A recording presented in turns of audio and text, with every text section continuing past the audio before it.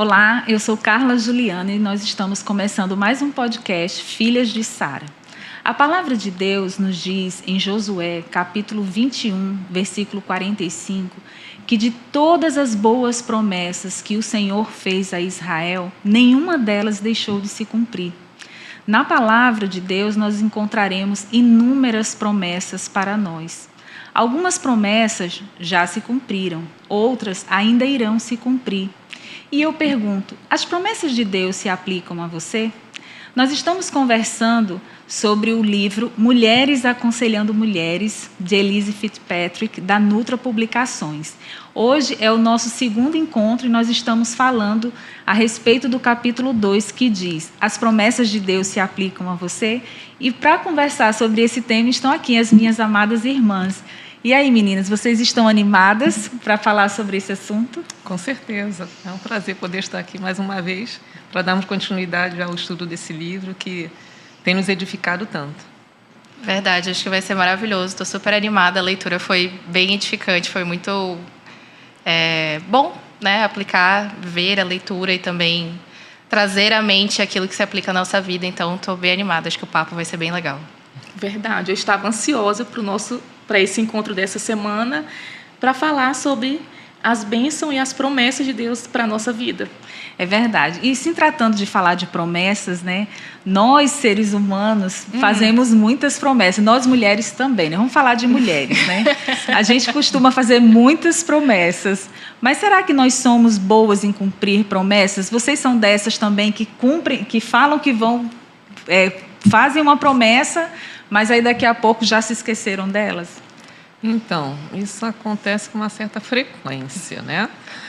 Mas, assim, quando eu estava fazendo o estudo, né, eu tenho que corrigir com relação a isso, porque isso não é bonito, não. Exatamente. A gente não leva a sério a promessa em si. Que Né? Sim, e é coisa simples, tipo, eu vou mandar o número do telefone do médico para você, e aí tu acaba esquecendo, e chega no outro dia, e aí, você não mandou? Ih, esqueci. Então, assim, são pequenas coisas que a gente acaba virando hábito. A gente está toda a mão cometendo isso e não percebe que a gente está quebrando promessas, né? E o pior é que nós falamos, não, prometo, não, amada, prometo que eu vou fazer. O que eu falei? Quando eu li essa parte do capítulo, eu disse, Senhor, tem misericórdia, porque a primeira promessa do ano que eu fiz foi fazer o quê? Vou começar a minha leitura anual.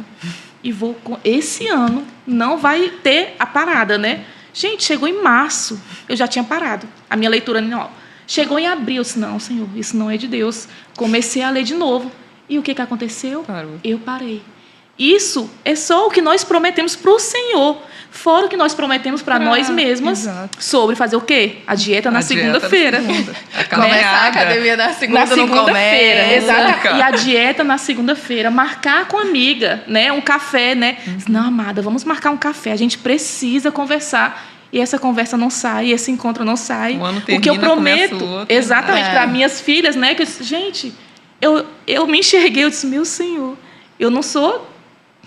Prometo e não cumpro, né? Mas, como no capítulo fala, só há um digno de confiança, uma única pessoa, que é o Senhor Deus, né? E que Ele promete e que Ele cumpre. Ele é né? fiel. Ele é fiel à sua É promessa. verdade. Inclusive, esse versículo, né, que eu falei inicialmente fala isso, de que todas as promessas de Deus que Ele havia feito para o povo de Israel, nenhuma deixou de se cumprir. Ele é o único perfeito que a gente pode confiar, porque se Deus falou, Deus fala, ele vai cumprir. E falando dessas promessas de Deus, quais promessas vocês... qual das promessas de Deus vocês têm assim como algo que é precioso, que fala muito ao seu coração, algo que você está sempre trazendo à memória em momentos difíceis ou no dia a dia? Vamos compartilhar aí um pouquinho sobre essas promessas. Para mim, uma das promessas que está sempre presente no meu coração é que a gente está só de passagem aqui. E que a gente tem uma eternidade garantida, que nós temos o direito à salvação. Meu pai, ele sempre fala para mim que a gente vive no mundo, mas a gente não pertence a ele. E eu, quando adolescente, escutava isso, eu ficava, ai, nossa, pai, mas que coisa mais chata, né? Conversa assim, tipo, a gente não pertence ao mundo, ok. Mas hoje, né, já adulta e levando em consideração a vida e tudo que a gente passa, E isso, na realidade, deve confortar o nosso coração. E a gente precisa ter essa certeza de que a gente está só de passagem, que os problemas são passageiros, as dificuldades são passageiras e que a gente tem algo muito melhor prometido para nós. Então, é uma promessa assim, que sempre me conforta em momentos de dificuldade. É verdade. É uma promessa para mim que está em Jeremias 32, a partir do 38, que eu sempre li depois que o Senhor me encontrou, que eu leio para mim, para minhas filhas, para a descendência.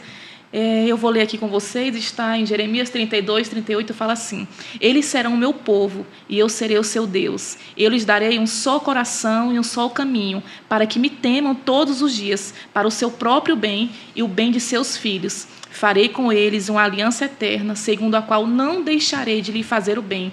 Porei o meu temor no coração deles, para que nunca se afastem de mim. Terei alegria em lhe fazer o bem, e os plantarei firmemente na terra, de todo o meu coração e de toda a minha alma. Isso é uma certeza, uma promessa que eu contei para as minhas filhas, e a certeza que isso vai se cumprir. Isso vai se cumprir na vida das minhas filhas, dos meus netos, dos meus bisnetos, de toda uma descendência. Amém. Joelma, tem alguma para compartilhar? Com certeza. Uma promessa que é muito confortadora para mim é quando Jesus estava se despedindo dos seus discípulos para ser assunto aos céus, e ele falou que eis que eu estou convosco todos os dias até a consumação dos séculos. Gente, isso é muito confortador, porque seja qual for assim, a dificuldade que a gente esteja atravessando, momento alegre, momento triste, Deus está conosco. Ter essa certeza no coração, a gente pode passar pela tempestade que for, que acontece, né, na nossa vida, mas Ele está ali do nosso lado. Né? Muitas vezes Ele vai nos carregar, muitas vezes Ele vai estar ali do nosso lado, e essa certeza traz paz ao coração, né? Eu não estou sozinha, né? Por mais que a gente esteja cercado por familiares, mas a presença do Deus Todo-Poderoso, Criador dos céus e da terra, que cumpre a sua promessa, suas promessas, Ele está comigo todos os dias. E isso traz paz, traz tranquilidade. Eu confesso que tu roubou a minha promessa, porque eu ia falar justamente... Eu escrevi também, só que eu preferi.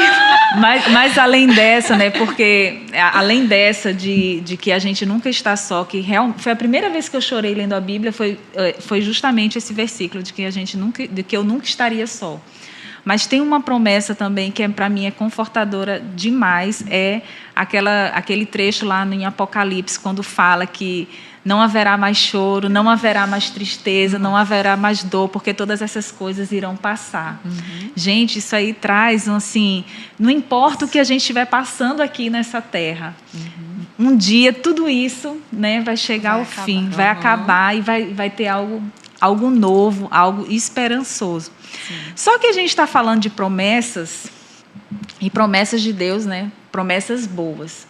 Mas a gente tem que pensar que na palavra de Deus tem essas promessas boas, maravilhosas, mas também as promessas de Deus não se resumem somente a coisas boas, não é verdade? E é essa parte que eu acho muito interessante e importante da gente citar, porque o foco desse capítulo do livro não é somente falar das promessas de Deus. Ela começou ali nos atraindo, né, pelas promessas de Deus, que são promessas assim maravilhosas, mas ela quer nos levar a refletir além disso. E falando dessas promessas, falem aí o que tem no capítulo além dessas promessas boas. Ela fala também das promessas de julgamento, né? De quem não tem meu Senhor, quem não tem Cristo como seu Senhor e Salvador. E uma coisa que é interessante é que no capítulo ela vai falando das promessas boas, né? E aí ela até coloca em itálico ali, ela diz assim, você está aí animada, né, com as promessas boas, que você quer essas promessas. E aí parece que ela traz a gente para a realidade. E ela diz assim, mas não são só essas promessas que existem. Então, né, tem a promessa da salvação, da vida eterna, mas a gente também tem a promessa do julgamento. E é muito importante a gente conseguir se identificar e saber em qual promessa a gente se aplica. É verdade, a chave do capítulo é essa, né? Quem somos nós? Se estamos aptas para recebermos essas promessas de Deus ou se estamos aptas para outras promessas que são as promessas de julgamento.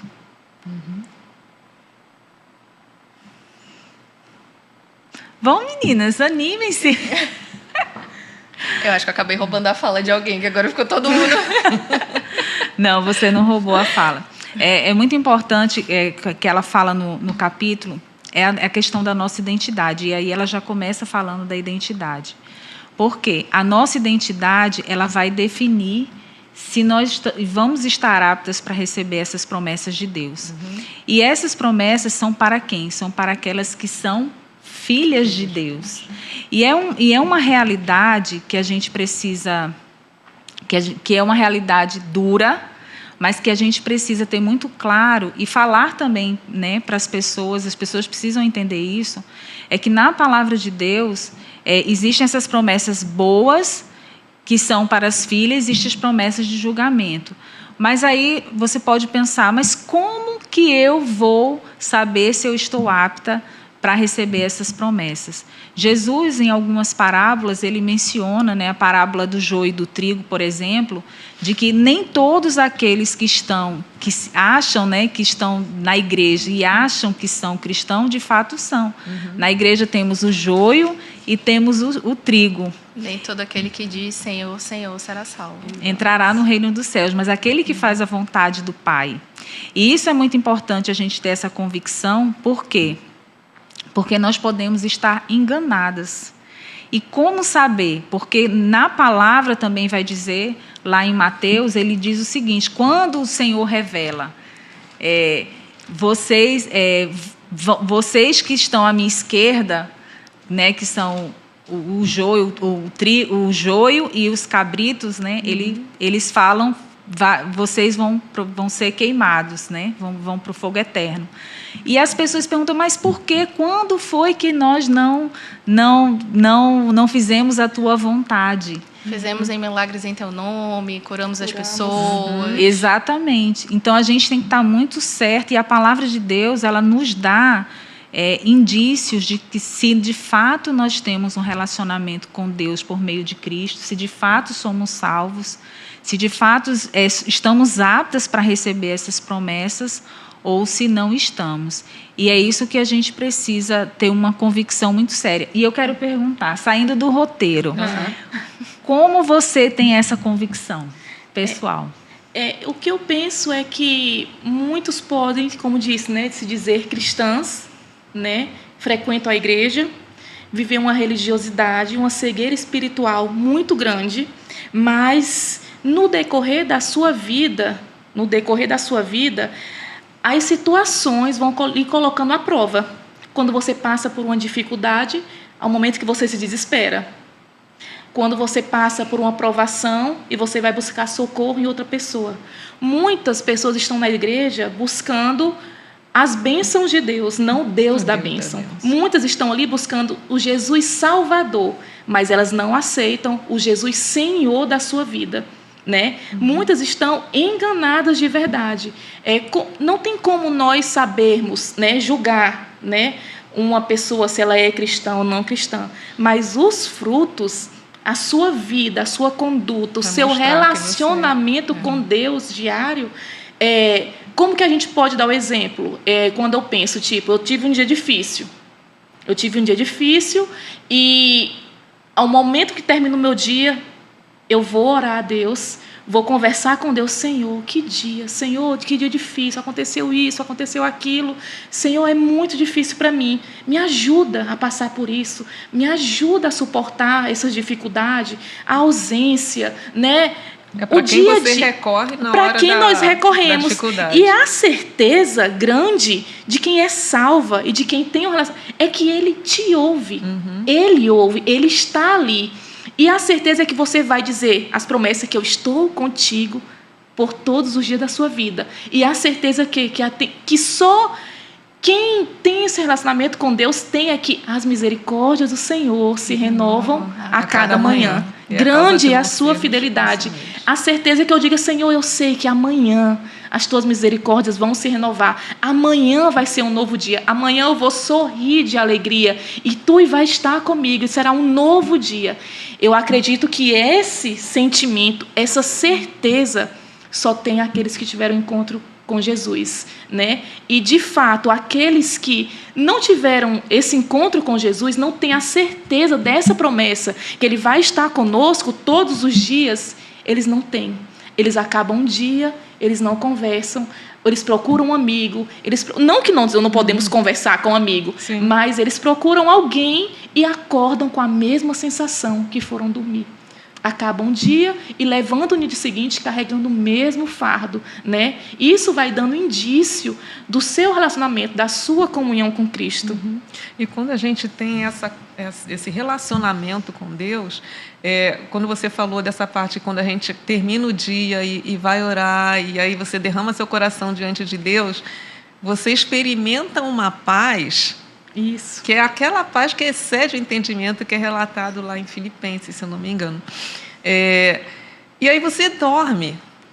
E o outro dia é um novo dia. Você acorda renovado, já passou. Você sabe que Deus está trabalhando em seu favor, que está cuidando de cada coisa, e colocando as coisas no lugar e te dando capacidade para lidar com a situação, né?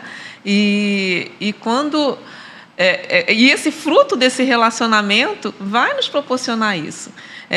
Isso é um indício, né, de que eu tenho comunhão com Deus, né? Esse relacionamento íntimo com Ele. E uma coisa que a Samara falou também é que muitas vezes as pessoas elas procuram um evangelho, né, às vezes a gente até escuta esse evangelho mais soft. Porque o que acontece? O verdadeiro evangelho ele nos confronta. O verdadeiro evangelho, ele mostra a nossa condição enquanto pecadora, o quanto nós estamos erradas, o quanto nós precisamos de salvação e de mudança de vida. Então, se a partir do momento que você, né, não gostei, achei a mensagem muito dura, aquilo não agradou o seu coração e aquilo não gera mudança de vida em você, isso é um indício de que tem alguma coisa errada. Porque o verdadeiro evangelho, ele não massageia o seu ego. O verdadeiro evangelho, ele mostra a nossa real pecado, né? condição.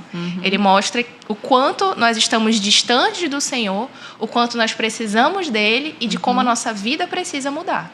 Exatamente. Meninas, o papo tá bom, mas a gente vai para um rápido intervalo e a gente volta já já.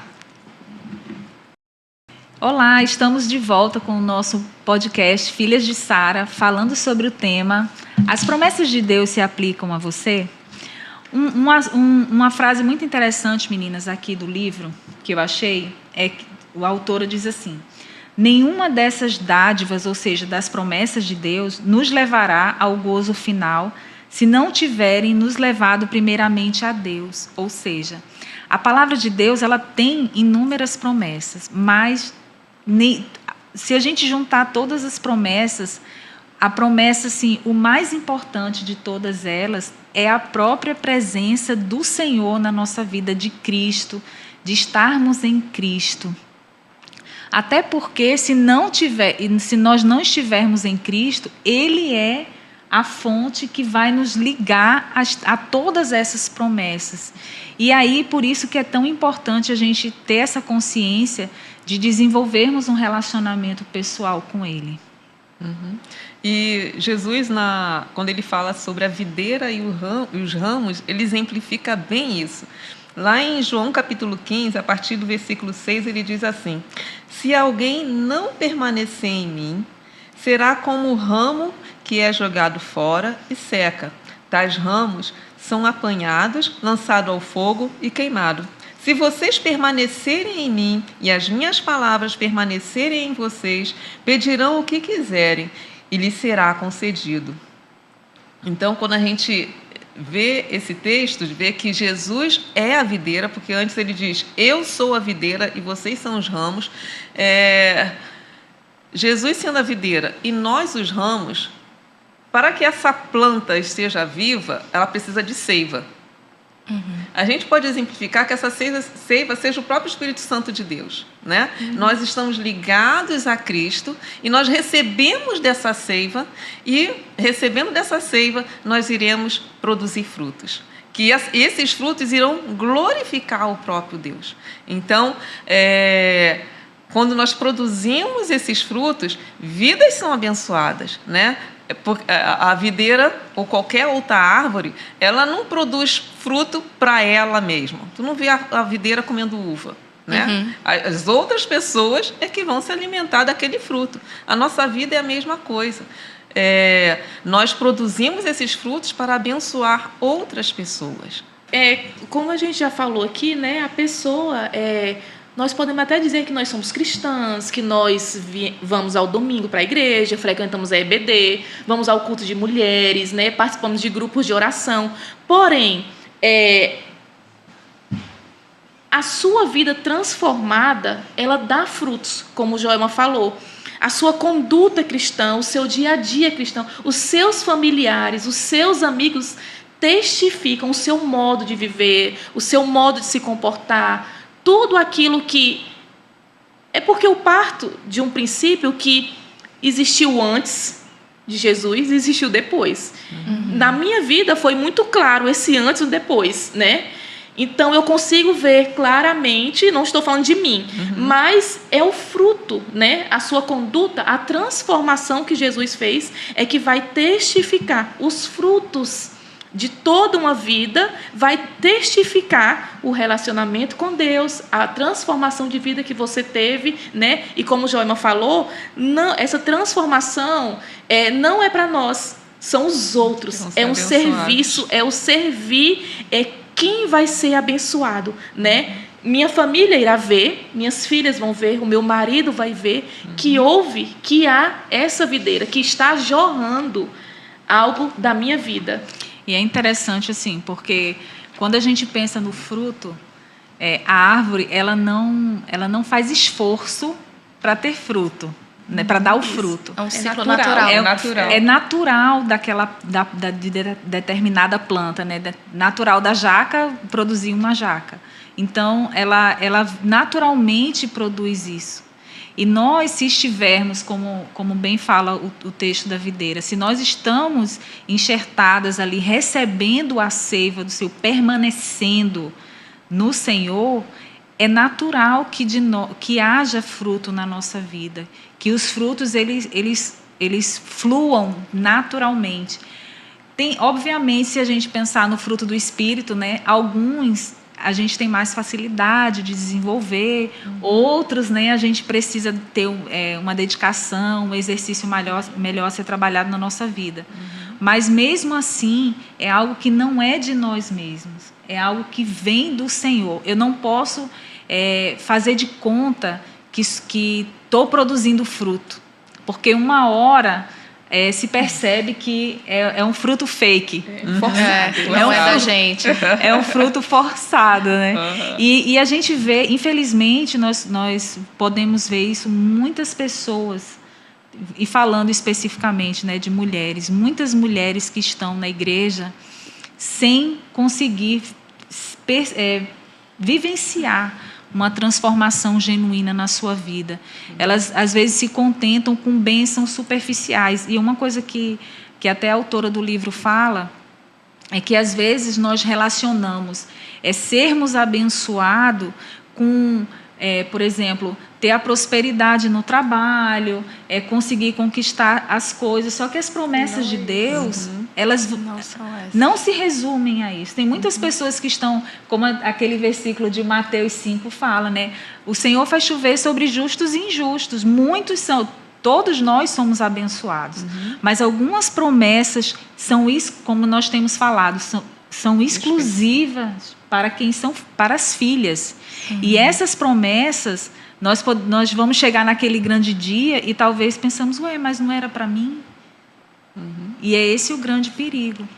E é o foco desse capítulo. E ela começa, ela tem um trecho no capítulo que ela diz o seguinte: são os indicadores de identidade espiritual, que é muito importante que a gente tenha muito claro na nossa mente. E a autora vai usar a primeira carta de João para falar sobre isso. Vamos começar a comentar essa parte, que essa parte é bem interessante também. Quando você começou o bloco, né, falando de que a gente só pode ter acesso às promessas se a gente tem acesso, né, em comunhão com o próprio Senhor, e você falou também a respeito de promessas falsas, promessas muito superficiais, a gente, enquanto mulheres cristãs, precisa ter muito claro na nossa mente que a única promessa e a garantia verdadeira que nós temos é da salvação e da eternidade ao lado do Senhor.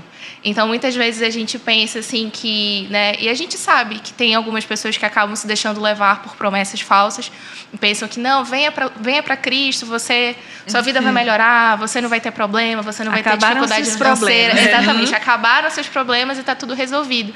E na realidade, quando a gente para analisar a nossa vida, a gente percebe que a gente passa por dificuldade. Sim. Cada uma de nós tem os seus problemas, tem os seus desafios diários, mas quando a gente para analisar que, né, como a Joelma falou, a gente não está sozinha, que Cristo está do nosso lado, tudo fica mais fácil.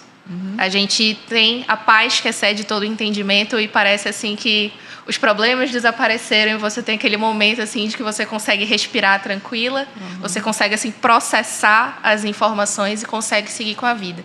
E, né, falando dessa questão da gente saber que a gente não está sozinha, a gente vai para o primeiro ponto, né, da nossa identidade, que é justamente a comunhão com o Pai. E o ponto mais importante é justamente a gente saber que a gente tem essa comunhão com Cristo. E como que a gente tem essa comunhão com Cristo? Através do nosso estudo bíblico, da oração, né, dessa questão da gente passar tempo com o Senhor, como a Samara falou, de que você chegar no fim de um dia difícil, você orar, se derramar aos pés de Cristo. E a gente precisa ter esse cuidado, porque muitas vezes você pensa assim, mas eu fui para a igreja no domingo. Gente, o domingo não é suficiente para nos sustentar a semana inteira. Isso. Se a gente não para orar, se a gente não para conversar com o Senhor, abrir a nossa Bíblia, conversar com outras irmãs em Cristo, conversar com o nosso marido e falar das coisas de Deus. E não, vamos sentar aqui, vamos estudar, vamos ver o que a palavra tem, né, a respeito de problemas, de dificuldades que a gente está passando. A gente não tem como ter esse momento de comunhão. Porque assim, não é uma coisa que você está aqui, né, e o Espírito Santo manda tudo e você está ali só sentada recebendo. Não, a gente precisa, né, ter esse contato, a gente precisa ter essa comunhão. Porque, na realidade, é uma coisa que a gente, enquanto cristã, sente falta. Você percebe assim, poxa, eu não li a minha Bíblia ontem, eu não parei para fazer o meu devocional. A gente sente uma falta, né? A gente sente falta, exatamente. Eu acho interessante aqui nessa questão da comunhão com o Pai, que você percebe que muitas pessoas, elas usam inúmeras desculpas, né? Eu não tive tempo de ter comunhão, não tenho tempo, eu não tenho tempo. Mas não se trata questão de tempo. Quando a gente, de fato, é filha de Deus, a gente sente essa necessidade e coloca isso como prioridade. Então, o primeiro indicador aí que ela fala de identidade, que está baseado, olha, você que está nos acompanhando aí, na primeira carta de João, capítulo 1, os versículos 3 e 4, ela fala que nós temos a comunhão com o Pai. Então, o indicador primário de identidade espiritual é nós temos comunhão com o Pai. Sem a comunhão com o Pai, através de Cristo Jesus, não podemos dizer que somos filhas de Deus, se a gente não tem cultivado esse relacionamento. O segundo indicador que ela fala é confissão dos pecados. A gente só pensa em confissão de pecado quando a gente recebe Cristo, né? Não. Esquece. Pro resto da vida. É pro resto da vida. É pro resto da vida. Conforme o versículo que ele indica, que é 1 João, capítulo 1, versículo 8 a 10. 8 a 10. E aí o 9 é que fala, né? Se confessarmos os nossos pecados, ele é fiel e justo. Então, essa confissão é algo que deve acontecer sempre, né? Porque a gente sempre erra, né? Toda hora. Então, a gente tem que ter essa consciência. Puxa vida, Senhor, me perdoa, porque eu fiz isso. E assim, não é, Senhor, perdoa os meus pecados. Não. É confessar. Confessar. Senhor, eu fiz isso. Senhor, me perdoa. Por mais vergonhoso que seja, né? Eu tenho que falar para Deus. Senhor, eu cometi isso. Eu sei que tu sabe, mas eu preciso falar. Eu cometi isso. Senhor, me perdoa. E o que diz o versículo? Ele é fiel e justo para perdoar os nossos pecados e nos purificar da nossa injustiça. Então, é promessa, gente, né? Se você confessar, ele vai perdoar. e além de perdoar, ainda vai purificar a nossa vida. Então, é bem interessante. É bem interessante, não é necessário. É um indicador. A gente não se acomodar com o pecado, né? Perceber ele e correr para confessar. Senhor, me perdoa, se arrepender, confessar para... Então, a filha de Deus, ela reconhece que é pecadora. E não apenas reconhece, porque assim, eu posso dizer, eu sou pecadora, mas às vezes a gente está na igreja, a gente participa de tantas coisas, mas como a gente não cultiva esse relacionamento com o Senhor, como a Ana até falou, através da leitura da palavra, a gente não consegue enxergar os pecados que nós temos cometido. Porque a gente vive uma vida de religiosidade. Eu não fumo, não bebo, não vou para festa. A gente pensa em pecado, aqueles pecados, coisas grandiosas, mas a gente se esquece das motivações do nosso coração, de coisas que acontecem no dia a dia, às vezes uma palavra que a gente fala, e tantas outras coisas, e a gente pensa que isso é bobagem. Não precisa, não. É muito pequeno. É muito pequeno.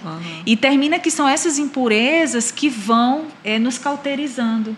Então, a filha de Deus, ela, por ter essa comunhão com o Pai, ela consegue diariamente ser incomodada pelo seu espírito a confessar os seus pecados e a enxergar em si mesmo esses pecados e buscar uma confissão diária. Sim.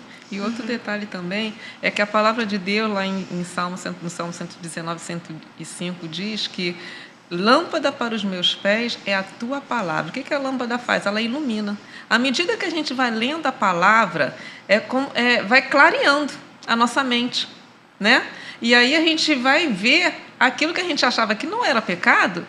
Quando a gente vai lendo a Bíblia, e a Bíblia vai mostrando aquilo que é desobediência contra Deus, isso vai lançando luz ao nosso pecado, e aí a gente se arrepende, confessa, pede o perdão a Deus, né? Mas isso só vai acontecer à medida que a gente se aproximar da palavra. E muitas das vezes, um exemplo de confissão de pecado, tipo, nós sabemos, né, que pecamos certos pecados, nós nos arrependemos e a gente está diante do Pai, pedindo perdão pelos nossos pecados. Senhor, me ajuda nessa área da minha vida, é tão difícil, Senhor. Hoje eu errei. E você ora hoje, se arrepende hoje, daqui a um tempo você comete.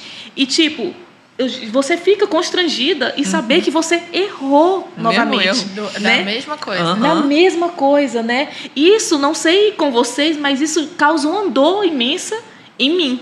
E saber que, mais uma vez, eu falhei nisso, né? Mas a certeza é que Ele é fiel e justo, né? Para nos perdoar. E é nessa medida que nós confessamos, nos arrependemos, que o Senhor vê, sonda a mente e o coração. Ele vê que nós oramos com sinceridade. E Ele vai trabalhando, porque Ele vai mostrando, à luz da sua palavra, áreas que nós precisamos mudar na nossa vida que não agradam a Ele. E que eles querem nos tornar imagem e semelhança de Jesus.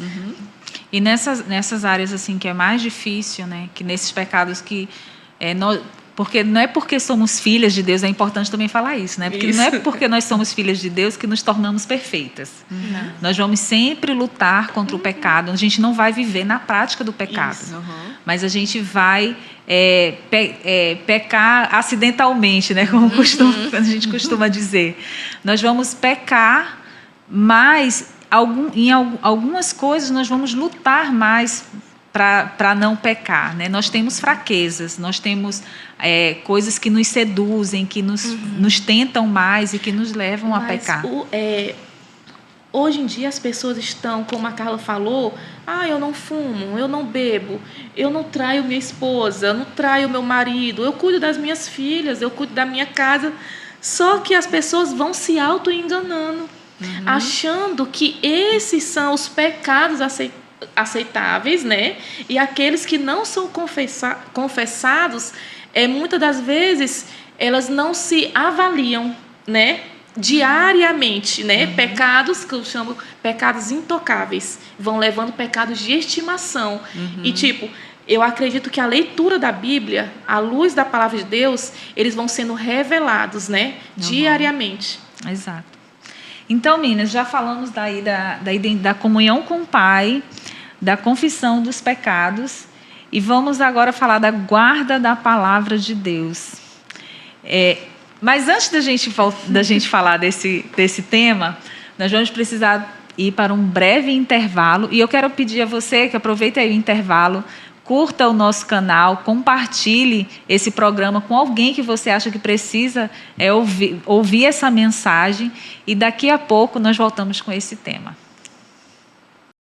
Estamos de volta com o podcast Filhas de Sara. Nós estamos falando sobre o tema As Promessas de Deus se aplicam a você?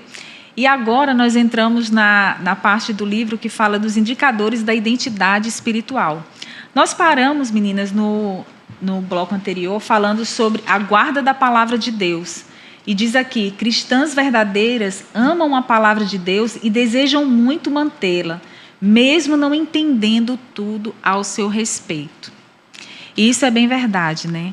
A filha de Deus, ela tem sede de conhecer mais e mais a palavra de Deus, de estar buscando ali esse conhecimento, mesmo que não seja um conhecimento teológico profundo, né? Mas ela sempre está querendo buscar conhecer a Deus, ela tem essa fome de conhecer mais a respeito de Deus. Eu me lembro quando eu me converti, os meninos, eu era jovem, né? E os meninos faziam muitas piadas. Piadas assim, sobre o arrebatamento, para poder fazendo pegadinha, né? E eu ficava assim, viajando, porque eu era nova convertida, eu falei... Não entendia nada. Não entendia nada do que eles estavam falando. Aí eu falei, não, mas eu vou ler a Bíblia todinha porque eu quero compreender.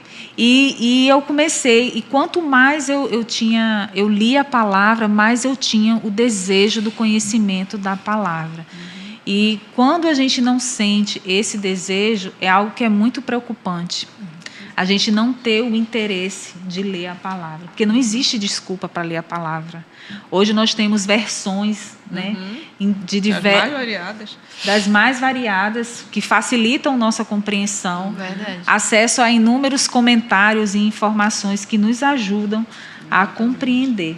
E a gente tem o Espírito Santo de Deus para nos iluminar, né? Então, a gente não está sozinha nessa. Né? O texto é difícil, Senhor, me ajuda aqui a compreender. E aí você lê uma vez, lê duas vezes, e aí aquilo vai clareando na tua mente e tu vai compreendendo o texto, né? E isso é bem interessante. Ou então você está acostumado a ler aquele determinado texto bíblico e de repente aquilo salta assim no seu zero. Ué, eu sempre li isso aqui. Não tinha percebido, era o que eu ia comentar agora. Exato. Muitas vezes, assim, você lê inúmeras vezes, aí, por exemplo, um exemplo bobo, assim, eu lembro... se eu não me engano, são os pais de Moisés, né? Moisés, o pai dele casou com a tia, né? Eu lembro que uma vez eu lendo assim, eu fiquei, gente, mas como assim o pai de Moisés casou com a tia? Naquele tempo podia. Pois é, mas eu fiquei assim, nossa, mas eu já li essa passagem tantas vezes, como é que eu nunca tinha percebido? São detalhes, né? Exato. Como a palavra de Deus se renova. Outro indicador que é muito importante é o amor pelos outros cristãos. E a gente estava até falando aqui em off, né? De como tem sido difícil hoje, né? Na sociedade hoje, a gente conseguir se identificar de fato como uma família, dentro às vezes da própria igreja. É verdade. Porque, assim, a gente se isola no nosso mundo, né? E, como nós falamos em off, que dá trabalho ter amigos, né? Sim, e a gente, às vezes, não quer ter trabalho. A gente, às vezes, já tem a vida profissional, já tem que estar na igreja todo domingo e tal, e acha que isso é suficiente, não precisar se relacionar com as pessoas. Mas a gente precisa. Deus fez a igreja com esse objetivo, que a gente está ali, um ajudando o outro, um dando uma palavra para o outro, um estendendo a mão para o outro. Isso é Deus fez dessa forma justamente para que a gente tivesse essa interdependência um dos outros, né? Sim, nós somos uma família, né? Então, Exato. E assim, às vezes é aquilo a gente comentou em off também, que você às vezes não quer que o outro saiba da sua vida, né? Mas vão saber da minha vida, vão saber dos meus problemas, das minhas dificuldades. E a gente precisa parar um pouco para entender que na família de Cristo as coisas acontecem de um jeito diferente. No mundo, né, da nossa vida fora da igreja, a gente tem muito essa questão de competitividade, de que tem sempre alguém querendo derrubar você, saber dos seus pontos fracos para usar aquilo contra você. Mas dentro da igreja, isso não acontece, ou pelo menos não deveria acontecer. Então, a gente também não pode ter esse medo de, mas... Porque, às vezes, você está passando por um problema, por uma dificuldade, você reclama assim, mas ninguém me ajuda. Se você não falar, né? A minha mãe diz assim, ninguém sabe o que o calado quer. Então, se você não fala, como é que você vai receber ajuda? Então, a gente também precisa ter um pouco desse cuidado para a gente ter essa vivência em família dentro da própria igreja. E mais um detalhe, com relação à igreja como família, como eu sou de fora, e quando eu cheguei aqui em Manaus, a Igreja Batista Constantinópolis foi a igreja que me abraçou. Né? Então, Constantinópolis é a minha família. Os amigos que Deus me deu aqui em Constantinópolis é a minha família. Eu costumo dizer assim para Deus e para as pessoas que os meus amigos é um presente de Deus para a minha vida. Mas mais do que presente, é a minha família. Então, eu posso contar com eles e eles podem contar comigo, entendeu? Então, é bênção de Deus. E saber que o relacionamento com família não é fácil, né? O amor, ele é uma forma sacrificial, né? O amor é sacrificial. O amor não é falar eu te amo. O amor não é, quando você coloca isso em família, em amigos, o amor, ele é sacrificial. Por que eu estou falando isso? Uma amiga minha fez um aniversário essa semana e eu estava exausta, passando um momento assim complicado. E o aniversário dela foi um dia antes e eu tive, meu Deus, eu estou, o aniversário dela, eu preciso ir lá. Mas eu estava tão cansada da rotina da semana, ela não sabe, mas, eu me dispus a ir, porque eu sei que ela é importante para mim, eu sei que eu preciso estar, fazia tempo que nós nos encontrávamos, mas quando você pensa, poxa, eu poderia ficar em casa, eu poderia ficar na minha casa, descansando, mas não. Aí quando você vai e você vê, nossa, como eu amo, né? Como é bom estar aqui, como a gente conversou. Ainda bem que eu fui, né? Ainda bem que eu fui. E é muito bom saber que essa pessoa saber que ela faz parte da minha vida, né? Ela é importante para mim. E família é isso. Família tem dias que você não quer, estar falar perto com ninguém, né? E também tem isso que você quer muito almoçar no domingo, né? E isso é o significado de família. Família também tem aquele que é chato, mas tu tem que aturar, né? E faz parte. Tá no pacote.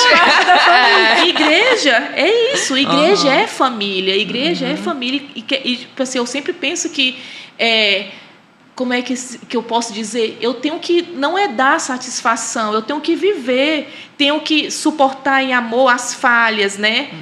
Dos meus irmãos, suportar ajudá-la, né? Nos problemas do dia a dia, aconselhar, né? Ter tempo, né? Que no dia de hoje é muito difícil, você ter tempo para você ter uma conversa profunda, né? O discipulado hoje é muito difícil. Você discipular, porque ninguém quer caminhar, ninguém quer ver suas fraquezas, ninguém quer ver como a Chamara, às vezes eu sou sorridente, mas eu sou chata. Tu entende? É verdade, amada? É verdade, amada. Então, falando em tempo, vou citar logo 2 aqui que eles têm tudo a ver. 2 indicadores também. Não ama mais o mundo e vive em conflito com o mundo. E isso é bem nítido hoje, né? O cristão hoje tem um versículo que eu amo demais. Quem quer viver piedosamente em Cristo será perseguido. Todas nós, se quisermos de fato viver a vida cristã, segundo a orientação do que a palavra de Deus nos ensina, nós vamos entrar em conflito com o mundo. Então, e essa característica aqui de não amar mais o mundo, diz aqui, a verdadeira cristã não ama mais as coisas que o mundo tem para oferecer. Isso não significa que ela não aprecie as bênçãos terrenas, mas significa que ela não vive mais para essas coisas ou crer que elas a satisfarão. Então, nós, enquanto filhas de Deus, nós não temos mais prazer nas coisas do mundo. A gente pode se alegrar, desfrutar das bênçãos terrenas que o Senhor nos dá, mas a nossa satisfação e plenitude já não está mais nisso aqui, né? E a gente vive constantemente em conflito com o mundo, porque o nosso estilo de vida é diferente, é contrário. É na contramão do mundo, né? Na contramão do mundo. E nisso tem outra aqui que é torna-se mais parecida com Cristo. Quanto mais parecido com Cristo nós formos, mais a gente vai fazer a diferença, mais a gente vai entrar em conflito e até mesmo dentro da própria igreja. Vocês concordam? Isso é verdade. E a respeito da gente se tornar mais parecida com Cristo, isso também está diretamente relacionado com o nosso conflito com o mundo, porque o nosso estilo de vida e a maneira como a gente vive, como a gente se comporta, é, na realidade, um testemunho contra aquelas pessoas e o estilo de vida que elas levam, né? Então, nós vivemos no mundo, mas não pertencemos a ele, e o mundo nos odeia. Isso é um fato. E a gente precisa aprender a conviver com isso. E dentro da própria igreja, às vezes, isso leva em conflito, porque, assim, na igreja nós temos pessoas que se converteram, sei lá, domingo passado, e nós temos pessoas que estão na caminhada com Cristo há 20, 30, 40, 50 anos. Então, vai gerar conflito, porque você tem pessoas em vários estágios da vida. Então, é um processo, sem contar que nós somos pessoas diferentes. Nós somos pessoas muito diferentes, temos personalidades, né, temperamentos. Então, é um processo. E como a Carla falou, né, nos blocos anteriores, a gente tem coisas que a gente vai ter mais dificuldade para lutar, tem pecados que a gente vai ter mais dificuldade de vencer, porque cada uma tem as suas próprias tentações, as suas próprias dificuldades. Então, isso também gera conflito dentro da igreja, porque são pessoas diferentes. Mas a gente, enquanto cristãs, enquanto mulheres que fazem parte do corpo de Cristo, a gente precisa aprender a conviver com isso e ajudar as outras pessoas que estão em dificuldade também. Ainda falando aqui dos indicadores, tem aqui um que é confiança na oração. Esse aqui eu vou deixar a Samara falar. Fala aí, Samara, sobre a confiança na oração. Gente, isso aqui o livro fala, uma cristã genuína tem a confiança de que Deus a ouve quando ela ora. Isso é quando eu falei, eu acho que no primeiro bloco, né? Com a confiança que quando você eleva os seus pensamentos, a sua oração, derrama o seu coração diante do seu Pai, que não é mais aquele Deus longe, né? Aquele Deus bem longe que as pessoas... Não, naquele momento Ele é o teu Pai, né? O teu Pai que te sonda, que te vê em secreto, e é onde você derrama, porque nós estamos nuas diante de Deus, né? E Ele nos enxerga perfeitamente na nossa fragilidade. E essa é uma certeza tão grande que quando nós oramos, abrimos nosso coração, e de quando você se levanta dali, você sente que Ele colheu, né? Até as nossas lágrimas, eu ouvi esses dias, eu não sei onde, que as nossas lágrimas não caem no chão. As nossas lágrimas o Senhor colhe no seu odre. E é como se eu sentisse o Senhor colhendo, me segurando nos braços, né? E diz assim: vem aqui, filha, eu sei como tu se sente, né? Não só mas até compartilhar a alegria, né? De contar para Ele a sua vida e de saber que Ele ouve. E às vezes Ele não responde às nossas orações no tempo que nós queremos, né? Leva tempo. E esse tempo é que o Senhor vai trabalhando em nossas vidas, nos tornando imagem e semelhança dEle, revelando pecados em nossa vida, que tipo assim, tem uns que Ele revela agora, tem outros que Ele vai deixar para revelar a Samara no futuro, porque naquele tempo Ele quer moldar algo em minha vida, em alguma área da minha vida, né? E isso é precioso. Só tem quem é filha. Esse relacionamento com Deus só tem quem é filha e que recebe a promessa, né, dele.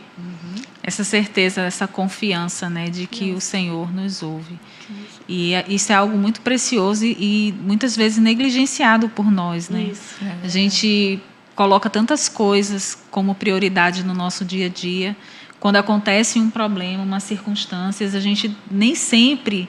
A oração é o nosso primeiro ímpeto, recurso, né? O primeiro é buscar o auxílio vou falar para alguém, compartilhar, saber a opinião de alguém, e a gente não dobra os nossos joelhos, né? Nem mesmo quando começar o dia buscando a presença do Senhor. Tem dia que a gente já acorda... Já dá aquele pulo, já para lá na cozinha, né? Correndo. Já correndo e não persevera, né, nessa questão de colocar a oração, a comunhão com o Senhor em primeiro lugar. Só mais um detalhe sobre esse tópico. O Salmo 62, versículo 8, esse é um versículo que sempre fala muito ao meu coração, que diz assim: confie nele em todos os momentos, ó povo, derrame diante dele o coração, pois ele é o nosso refúgio. Então, esse derramar diante de Deus é que a gente precisa fazer sempre. Não porque ele precisa, mas porque a gente precisa disso, né? E confiar nele, né? A gente só derrama o coração para quem a gente confia. E como não confiar no nosso Deus? Então, confiar nele e derramar o nosso coração diante dele, porque ele é que vai nos proteger, é ele que vai nos acolher, é ele que vai nos ouvir, é ele que vai nos dar a solução de que precisamos. Ele é tudo. Você falou aí, ele que vai nos ouvir. Essa semana eu estava lendo, não me lembro o que eu estava lendo, que falava assim: nós não podemos mudar o coração dos nossos filhos, mas a gente pode orar e falar com aquele que pode. Então, é por isso que a oração assim, é algo que a gente precisa valorizar e aproveitar esse privilégio que a gente tem, né? Não existe mais separação. E o último indicador que a gente ainda não falou é amor pela verdade. Porque diz aqui, cristãs genuínas desejam ser ensinadas e ouvir as verdades da palavra de Deus. Desejam ser ensinadas. Amadas, às vezes a gente não quer ser ensinada, porque para ser ensinada, a gente precisa reconhecer que não sabe, a gente precisa reconhecer que temos errado, que temos coisas a mudar. Coisas a mudar, né, no nosso estilo de vida. E também é preciso a gente se humilhar. Então, aquelas que de fato são filhas de Deus, elas têm esse desejo de ser ensinadas e de se conformar a palavra de Deus, a vontade de Deus, a ser mais semelhante, né, mais parecida com Cristo. Então, meninas, já estamos chegando no final do nosso segundo programa e eu queria perguntar a vocês, de tudo isso que nós falamos, daquilo que nós estudamos no livro, o que você quer, assim, ficou para você, que foi assim, olha, para mim isso aqui foi algo importante? Em poucas palavras, hein? Tá, vou tentar. Rapidinho. Uma coisa que eu ainda não tinha tentado é com relação às promessas, que tem as promessas de julgamento e as promessas de bênção. A gente só vê as promessas como bênçãos. Então, o que me chamou a atenção foi justamente isso. Graças a Deus eu sou salva. E eu posso desfrutar das bênçãos que Deus reservou para mim. Eu acho que a maior promessa é a gente saber que nós temos Cristo, nós temos acesso ao Pai, a salvação e a vida eterna com Ele. A melhor de tudo assim que eu pude ver nesse capítulo, nesse livro que falou, é a certeza que nós temos também, né? A confiança na oração, a promessa que Ele vai estar conosco, né, todos os dias da nossa vida, e também nós nos avaliarmos, né? Em 2 Pedro 1,10 fala: esforçai-vos cada vez mais no nosso chamado e eleição. Fazendo isso, não tropeçará jamais. Isso é você se autoavaliar, né, diariamente como cristã e como filha. Amém.